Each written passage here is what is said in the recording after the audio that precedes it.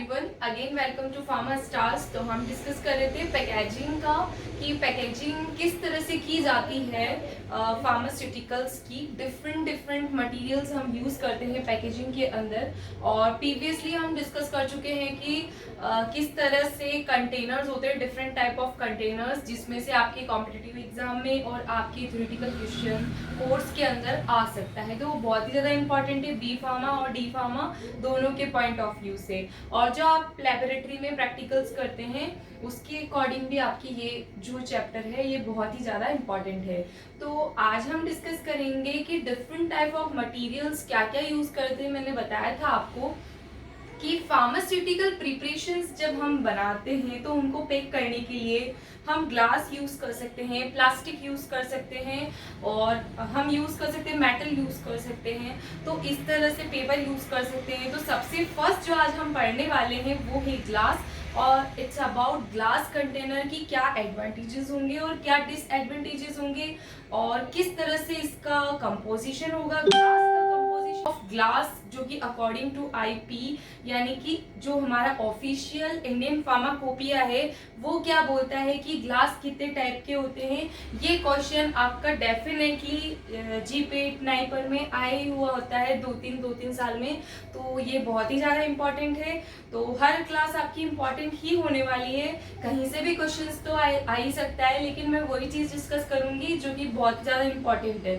तो अब हम बात करते हैं कि ग्लास के क्या एडवांटेजेस हो सकते हैं और क्या डिसएडवांटेजेस हो सकते हैं। तो हम बात करते हैं ग्लास का सबसे फर्स्ट एडवांटेज होगा वो है ट्रांसपेरेंट। अगर आप ग्लास को देखोगे तो ट्रांसपेरेंट यानी कि हम आर पार देख सकते हैं कि अंदर क्या मटेरियल है उसके अंदर या नहीं है। ठीक है। दूसरी चीज, डिफरेंट शेप्स और साइजेस में हम उसको कन्वर्ट कर सकते हैं, मोल्ड कर सकते हैं उसको किसी भी तरह से। देन सील्ड हर्मेटिकली, मैंने आपको बताया था हर्मेटिक कंटेनर यानी कि एयर सील कर दो आप किसी को भी, यानी ऊपर जो कैप है उसको भी आप एयर उसको ग्लास का क्लोजर बना सकते हैं, उसको सील कर सकते हैं। डेट इज हर्मेटिकली सील, यानी कि ग्लास का ही कंटेनर और क्लोजर दोनों मिक्स कर सकते हैं। दूसरी चीज है स्टरलाइजेशन। ग्लास जो होता है वो हाई प्रेशर और टेम्परेचर पे विदस्टैंड कर सकता है, तो इसीलिए हम ग्लास को स्टरलाइजेशन के लिए भी यूज कर सकते हैं, स्टरलाइज कर सकते हैं उसको। तो स्टरलाइजेशन आपको पता ही है, free from any micro organisms अगर हमें करना है तो एक जगह से एक प्लेस से दूसरे प्लेस पे ले जाने में ट्रांसपोर्टेशन प्रॉब्लम होती है, तो इसलिए हम ग्लास को यूज नहीं करते हैं। तीसरी सबसे बड़ी दिक्कत है वो है एल्कली रिलीज करता है ग्लास। तो एल्कली रिलीज करने की वजह से जो हमारा ओरिजिनल मटेरियल है वो खराब हो जाता है। एल्कली उसके अंदर ऐड होके वो कुछ ही तीसरा ही फॉर्मेशन बन जाता है, तो वहां पे वो हमारा मटेरियल है वो डिटोरिएट हो जाता है। तो ये हो गया हमारा एक और डिसएडवांटेजेस। अब हम पढ़ते हैं कि ग्लास का कंपोजिशन क्या होता है, किस तरह से ग्लास मिलकर बना होता है। ग्लास का कंपोजिशन क्या होता है, ग्लास के अंदर क्या क्या मटेरियल होता है वो हम डिस्कस करेंगे। तो सबसे फर्स्टली ग्लास किससे मिलके बना होता है।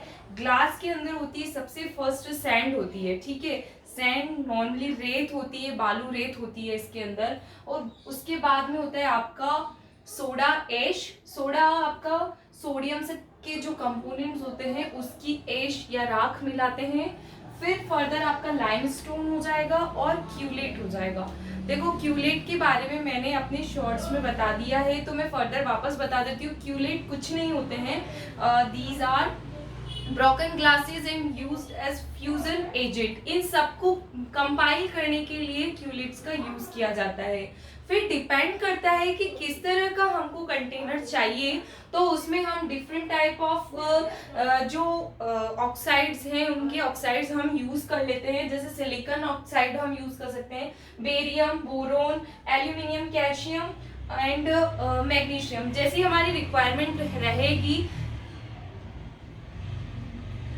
जैसी हमारी रिक्वायरमेंट रहेगी वैसा हम एलिमेंट का ऑक्साइड हम यूज करेंगे ग्लास के कंटेनर के अंदर। अब हम डिस्कस करते हैं कि according to Indian pharmacopoeia glass container कितने टाइप्स के होते हैं और उनके अंदर क्या क्या क्वालिटीज होती है। फार्माकोपिया 4 टाइप्स के ग्लास होते हैं, 4 types of glass, type first, type second, type third, type fourth. तो कौन सा अच्छा होता है, कौन सा बुरा होता है, और कौन सा किस पर्पस के लिए यूज होता है, और उसके अंदर क्या क्या क्वालिटीज होती है, ये डिस्कस करते हैं। तो सबसे फर्स्ट और सबसे बेस्ट होता है बोरोसिलिकेट ग्लास। ठीक है, सिंपल बोरोसिलिकेट ग्लास को आप लेबोरेटरी में आपने देखा होगा, बोरोसिलिकेट ग्लास वेयर्स आप लोग यूज करते हैं प्रैक्टिकल्स के लिए। तो first borosilicate glass highly hydrolytic resistance होता है, और दूसरा इसकी जो क्वालिटी होती है वो है केमिकली इनर्ट होता है। ये अगर आप इसके अंदर कोई भी मटेरियल फिल कर दोगे तो वो उससे रिएक्ट नहीं करेगा, यानी कि आपको ऐसा चाहिए ही नहीं कि आपका कंटेनर भी उससे रिएक्ट करे आपके मटेरियल से। आपका जो मटेरियल है, जो आपका प्रोडक्ट है, फार्मास्यूटिकल जो मेडिसिन है, वो सुरक्षित पेशेंट तक पहुंच जाए, डिटोरिएट ना हो कंटेनर में जाने के बाद भी। तो सबसे अच्छा होता है, सबसे बेस्ट होता है बोरोसिलिकेट। नाम से पता चल रहा है बोरोसिलिकेट। तो इसके अंदर जो मेजर क्वांटिटी होती है वो होता है सिलिकॉन का ऑक्साइड होता है इसके अंदर, SiO2 80% होता है, 12% इसके अंदर B2O3 बोरिक ऑक्साइड होता है। इसके अंदर जितनी भी इम्प्योरिटीज होती है एल्कली की या ऑक्सीडाइजेशन की, वो इसको एब्जॉर्ब कर लेता है बोरिक ऑक्साइड, ठीक है, B2O3। और फर्दर जो अदर ऑक्साइड्स होते हैं 6% तो इसके अंदर एल्यूमिनियम ऑक्साइड Al2O3 होता है, और 2% में फर्दर सोडियम ऑक्साइड हो गया Na2O, या फिर कैल्शियम ऑक्साइड CaO यूज होता है। तो इस तरह से मिलके आपका बोरोसिलिकेट ग्लास बना हुआ होता है। इसको आप न्यूट्रल ग्लास भी कहते हो। न्यूट्रल क्या होता है, कोई भी चीज न्यूट्रल क्या होती है, यानी कि न्यूट्रल का मतलब हो गया उसको आप अच्छे पर्पस के लिए यूज कर सकते हैं, यानी चाहे वो प्रिपरेशन कैसी भी हो वो रिएक्ट नहीं करेगा, वो न्यूट्रल है। ठीक है, तो ये सबसे बेस्ट ग्लास होता है। Second type 2 treated soda lime, treated नाम आ गया, और थर्ड होता है सोडा लाइम। तो टाइप 3 का जो मॉडिफिकेशन है वो है टाइप 2 ट्रीटेड सोडा लाइम। कुछ नहीं होता है, जो टाइप 3 वाला होता है सोडा लाइम, नाम से पता चल रहा है एल्कली रिलीज करेगा। ठीक है, आप लोगों को जब भी एसिडिटी होती है तो आप बोलते हैं सोडा पीना है, ठीक है, तो सोडा लाइम यानी एल्कली है वो। ठीक है, तो ये जो सोडा लाइम है ये क्या करता है, इसमें एल्कली रिलीज होती है, लेकिन जब हम इसको ट्रीट कर देते हैं सल्फर डाइऑक्साइड से मॉइस्ट कर देते हैं, और कितने डिग्री सेंटीग्रेड पे, 500 डिग्री सेंटीग्रेड पे, तो वो अच्छा हो जाता है। किसके लिए, कुछ एसिडिक और न्यूट्रल प्रिपरेशंस के लिए आप इस ग्लास को यूज कर सकते हैं। ये हाइड्रोलाइटिक रेजिस्टेंस तो होता है, लेकिन क्या होता है, बोरोसिलिकेट से थोड़ा सा कम इनर्ट होता है, कम रेजिस्टेंट होता है। तीसरा हम डिस्कस करते हैं सोडा लाइम, जो कि बहुत ही ज्यादा एल्कली रिलीज करता है, यानी कि अगर आप इसके अंदर कोई भी एसिडिक प्रोडक्ट डालोगे तो वो खराब हो जाएगा, वो उससे रिएक्ट कर लेगी जो एल्कली रिलीज हो रही है। तो जो भी पाउडर प्रिपरेशन है जो पैरेंटल के लिए आप यूज कर रही हैं, नॉन एक्वस प्रिपरेशन है पैरेंटल के लिए, उसके लिए आप सोडा लाइम यूज कर सकते हैं। सबसे इसमें इंपॉर्टेंट बात क्या ध्यान में रखनी है, not for the freeze dried powder, यानी फ्रीज ड्राइड जो प्रिपरेशन होगी उसके लिए आप सोडा लाइम यूज नहीं करेंगे। ठीक है, लास्ट वाला होता है नॉन पेरेंटल या जनरल पर्पस। तो यही ग्लास होता है, लेकिन आप इसको पेरेंटल को छोड़कर सारे टॉपिकल ऑरल के लिए आप इस कंटेनर में इस ग्लास को यूज कर सकते हैं। तो इस तरह से आपके 4 टाइप्स ऑफ ग्लास कंटेनर्स हो गए, borosilicate, second treated soda lime, third one is soda lime, और फोर्थ हो गया जनरल पर्पस। तो सबसे फर्स्ट जो है वो आप बोरोसिलिकेट सबके लिए यूज कर सकते हो, जहाँ पे भी आप पेरेंटल प्रिपरेशन यूज कर रहे हो, और जहाँ पे भी आपको लगता है कि अगर कोई डिटोरिएट हो जाएगा तो ये वाला ग्लास आप यूज कर सकते हैं। इसके अंदर B2O3 की क्वांटिटी सबसे ज्यादा होती है, और इसके अंदर तो होता ही नहीं है फोर्थ वाले के अंदर। तो ये पूछा हुआ है, कंपोजिशन भी पूछा हुआ है, टाइप फर्स्ट कौन सा होता है ये भी पूछा हुआ है, पेरेंटल प्रिपरेशन के लिए कौन सा ग्लास यूज होता है, तो न्यूट्रल भी लिखा हुआ हो सकता है, बोरोसिलिकेट भी लिखा हो सकता है, दोनों ही करेक्ट है।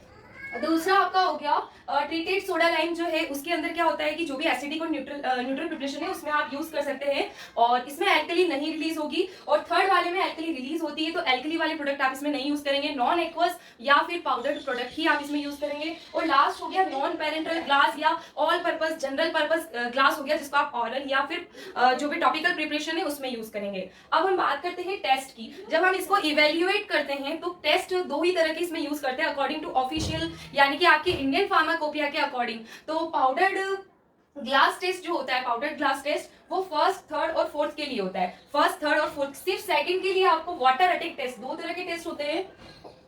एक होता है आपका पाउडर्ड ग्लास टेस्ट, और सेकंड होता है आपका वाटर अटैक टेस्ट। तो वाटर अटैक टेस्ट आप ट्रीटेड सोडा लाइम के लिए करेंगे, और बाकी तीनों के लिए आप पाउडर्ड ग्लास टेस्ट करेंगे। आई होप कि ये वीडियो आपको पसंद आई होगी। Kindly like, share and comment.